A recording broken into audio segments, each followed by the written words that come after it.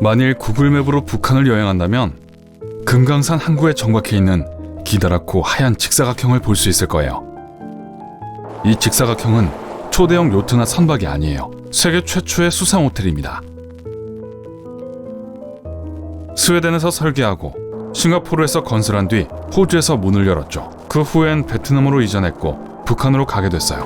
7층짜리 이 호텔은 10년 동안 약 15,000km를 여행했습니다. 80년대 초 더그 타르카라는 사람이 그레이트 베리어 리프에서 멀지 않은 호주의 타운즈빌로 관광객을 끌어들이기로 했습니다.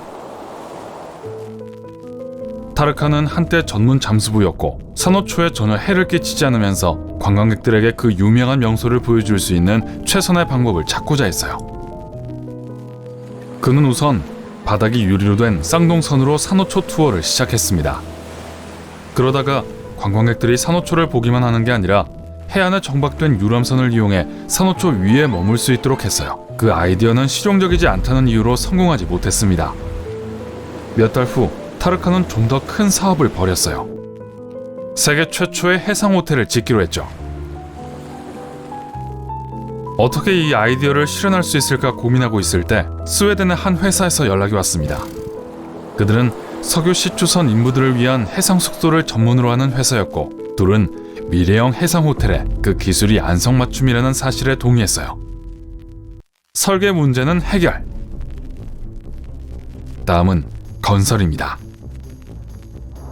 그때 한 싱가포르 회사가 등장합니다. 약 250억 원에 달하는 비용으로 혁신적인 호텔을 짓기로 했어요. 오늘날 시세로는 2배의 비용이 들 거예요. 하지만 이 야심찬 프로젝트는 첫 번째 난관에 부딪힙니다. 일부 계약 문제로 인해 완공이 반년 이상 지연되고 있었죠. 크루즈 선과 달리 해상 호텔은 스스로 움직일 수 없었어요. 그래서 호텔이 완성되고 모든 문제가 해결되었을 때 대형 거중선이 처음 4,000km 호주까지 호텔을 견인했습니다. 그때쯤 이 호텔에 대한 이야기는 이미 널리 퍼졌어요. 오늘날 전 세계에는 온갖 종류의 해상 호텔들이 있습니다.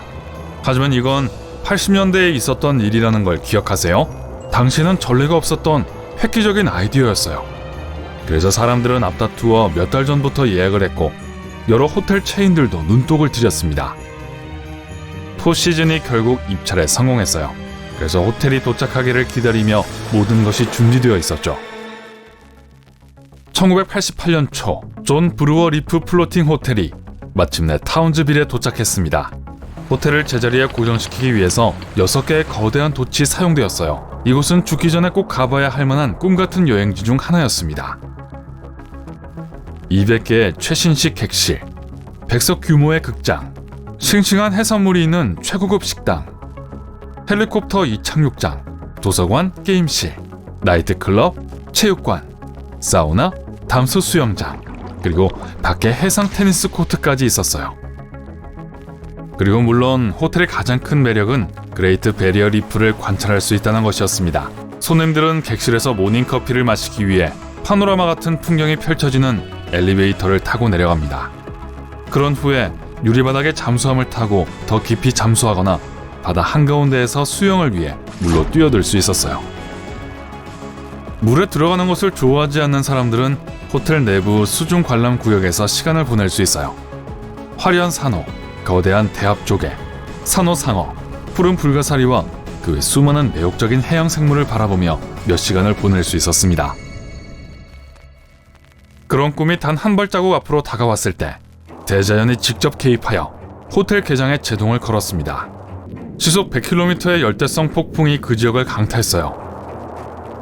수영장이 심하게 훼손되었고 수중 전망대는 침몰했고 손님을 실어 나르는 셔틀보트가 망가졌습니다. 모든 것을 빨리 정상으로 복구하긴 했지만 이 지연으로 인해 소유주들은 수십억의 손해를 입었어요. 태양을 갈망하는 북반구에서 온 손님들을 겨냥해서 겨울이 호텔을 개장하기에 완벽한 시기였을 거예요. 1988년 3월 해상호텔은 마침내 85%의 객실이 예약된 상태에서 개장했습니다. 하룻밤에 최고 130만 원 정도였던 객실료도 열성적인 다이버들에게는 문제가 되지 않았죠. 게다가 해안에서 65km 떨어진 호텔까지 90분 동안 셔틀보트를 타고 가는 비용도 약 15만 원 추가로 지불해야 했어요. 20분 동안 헬리콥터를 타고 가는 방법은 그 2배의 비용이 들었습니다. 하지만 호텔을 오래 유지하기에는 충분하지 않았어요. 소유주들은 산호초 지역의 환경 기준에 부합하기 위해 많은 돈을 써야 했습니다. 선체에 더 저렴한 일반 페인트를 사용할 수도 없었어요. 모든 노폐물은 처리 후에 산호초에서 수 킬로미터 떨어진 곳에 버려야 했습니다. 모든 쓰레기는 본토로 가져가야 했습니다. 심지어 호텔이 바다새들에게 해를 끼치지 않도록 하기 위해 해양연구소까지 설립했습니다. 그럼에도 불구하고 그 모든 노력이 산호초 번성에는 도움이 되지 않았어요. 불가사리가 산호초의 많은 부분을 먹어치웠어요. 이따금씩 날씨가 험해서 예약이 취소되는 경우도 있었습니다. 셔틀보트와 헬리콥터는 폭풍우를 뚫고 손님을 실어 나를 수 없었으니까요. 호텔에 도착한 사람들은 종종 자신의 기대에 미치지 못한다고 불평했습니다. 어떤 사람들은 뱃멀미를 했고 어떤 사람들은 지루했어요. 일단 스쿠버 다이빙과 스노클링을 하고 나면 호텔 안에는 다른 할 일이 별로 없었습니다. 한 직원의 회상에 따르면 헬리콥터로 실어온 피자조차도 손님들을 행복하게 하지 못했고 적절히 즐길 거리가 없었어요. 그리고 호텔의 매력이 오래가지 못했다는 이유도 있었어요. 건물이 망망대해에 떠다니고 있었기 때문에 눈에 보이는 것은 바다, 그리고 바다뿐이었어요.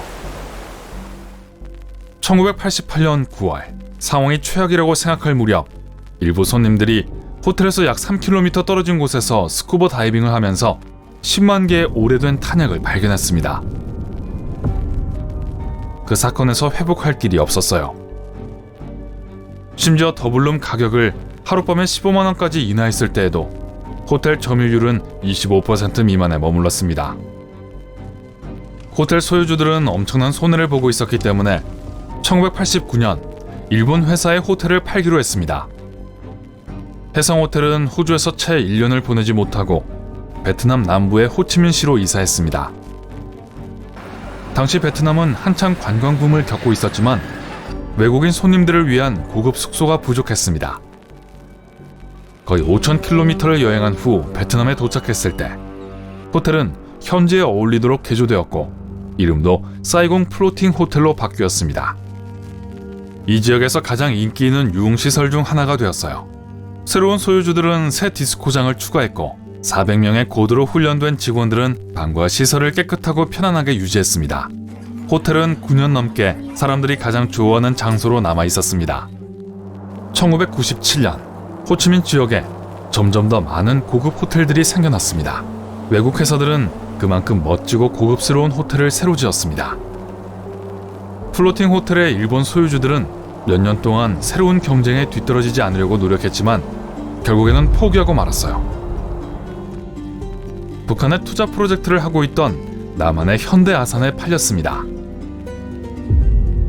호텔은 개조를 위해 싱가포르로 잠시 추억여행을 떠났어요. 그곳에서 북한의 금강산 관광지역에 있는 새로운 집으로 이사했어요. 다시 한번 호텔은 이름을 바꾸었고 남북한 모두에게 믿을 수 없을 정도로 인기를 얻었습니다. 남북은 상호 관광 사업을 시험 진행 중이었고 수년 동안 서로를 만나지 못한 이산가족들의 상봉이 그곳에서 이루어지기도 했어요. 8년 동안 호텔은 번창했고 평양에 있는 호텔들보다 더 유명해졌어요. 더 현대적이고 편안했거든요.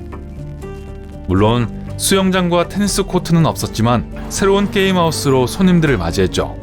마침내 이 역사적인 해성호텔이 성공하려는 듯 보였지만 2008년 관광객이 사망하는 불행한 사건 이후 모든 것이 중단되었습니다. 모든 투어는 즉시 중단되었어요. 호텔은 이용되지 않은 채 그 자리에서 그저 녹슬어가고 있었습니다.